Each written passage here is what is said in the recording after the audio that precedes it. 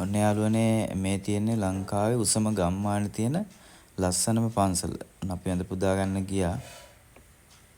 ඉතින් මේ තියෙන්නේ යන පාර ඔයාලා නුවරඑළිය පැත්තේ ඉඳන් එනවා නම් නුවරඑළිය ඉඳන් නුවර පාරේ එනකොට සාන්තිපුර කියලා වම් අත පැත්තට කන්ද උඩට තියෙන පාරක්. ඔයාලා කොළඹ පැත්තේ ඉඳන් එනවා නම් නුවරඑළිය ටවුන් එකට මෙහායින් තියෙන දකුණට සාන්තිපුර කියලා.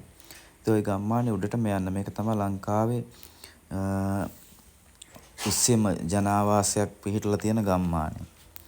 ඉතින් මේකට ඔන්න අපිත් ෆස්ට් ටයිම් තමයි මේ යන්නේ. මං හිතන්නේ ගොඩක් කට්ටිය පාරේ චුට්ටක් වාහන දෙකක් එනවා නම් මෙන්න මේ වගේ චුට්ටක් හිමීට මාරු වෙන්න. මොකද සමහරලාට අර දිට්වා නිසා මේ නාය ගිහිප් තැන් තියෙනවා. ඉතින් පරිස්සමෙන්ම යනවා නම් හොඳයි. ටිකක් ලොකු බෑවුම් තියෙන වාහන මෙහෙම එද්දි පොඩ්ඩක් මාරු වෙද්දි පරිස්සමෙන්. ඉතින් ඔන්න ඔහම ගම්මානේ යනකොට හරිම ලස්සනයි ඉතින්. ඔයාලට මෙහෙම යනකොට පේනවා මේ පිදුරු තලාගල කන්ද මේ ඉතාම ලස්සනයි. ඉතින් නුවරඑළිය ටවුන් එක ගෙගිරි වැව ඒ ඔක්කොම බලාගෙන අපිට මෙන්න මෙහෙම හිමීට උඩට යන්න පුළුවන්. ඉතින් මෙන්න මේ වගේ තැන් තියෙනවා. ඉතාම ලස්සනයි ඉතින්. ඔන්න ඔහම මේ පාරේ මෙහෙම ඉස්සරහට යනකොට ඔයාලට මේ පාරෙම තමයි මෑතකදී හදුවා දන්නවද ඊගල් විව් පොයින්ට් කියලා. ඒකත් තියෙන මේ පන්සල කිට්ටුවම. අපි ඒකත් බලන්න එක්කම හිතාගෙන තමයි මේ යන්නේ. ඉතින් මෙන්න මේ තියෙන සාන්තිපුර ගම්මානේ. අපි මේ ටිකක් උඩටම ඇවිල්ලා ඉන්නේ. ඉතින් ඔන්න මම හිතන්නේ තව ටිකක් විතර අපිට යන්න තියෙන දැන් පන්සල කිට්ටුවටම වගේ ඇවිල්ලා තියෙන්නේ. මම හිතන්නේ මේ පන්සලට ආපු වාහන දෙක තුනකුත් නවත්තලා තියෙනවා.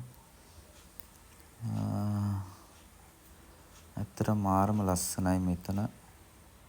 අද නම් ටිකක් හොඳට පායලා තියෙන හැබැයි මේක වැස්සට නම් ටිකක් එන්න මේ අර මීදුමෙන් වැහෙනවා. දැන් අපි පන්සල කිට්ටුවටම ඇවිල්ලා ඉන්නේ. බලන්න මාරම ලස්සනයි මේ පන්සල ඈතට. ඉතින් මේකේ ඔයාලට මම පෙන්නන්නම්. අන්න බලන්න මේ චේතිය මහා විහාරය. සාන්තිපුර කියලා ගහලා තියෙන ලස්සන ෆොන්ට් එකක් තියෙන ඉස්සරහා. ඉතින් මෙන්න මේ වගේ තියෙනවනේ මේ අපි ආපු දවසේ නම් ඔයාලට පේන ඇති ළමයි වගේක් මෙතන නාට්‍යයක පුහුණු වීම වගේක් කරගෙන හිටියා. ඉතින් මෙතනට මාරම ලස්සනයි මාරම විව් එකක් තියෙන. ඉතින් කොච්චර මේ අවුව තිබුණා පොඩ්ඩක්වත් රස්නියක් දැනෙන්නේ නැහැකට සීතලයි. ඉතින් අපිත් ඇවිල්ලා මෙතන පැයක් විතර ඇත්තටම හිටියා. මාරම නිස්කලංකයි. මාරම සහනයක් තියෙන වලට මෙන්න මේකේ දැක් ගන්න පුළුවන් එන අය